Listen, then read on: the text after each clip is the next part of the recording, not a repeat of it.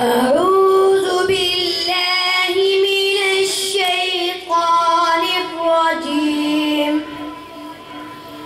بسم الله الرحمن الرحيم.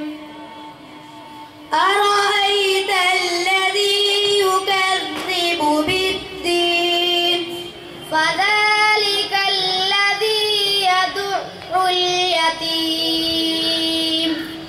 ولا يحض على طعام المسكين فويل للمصلين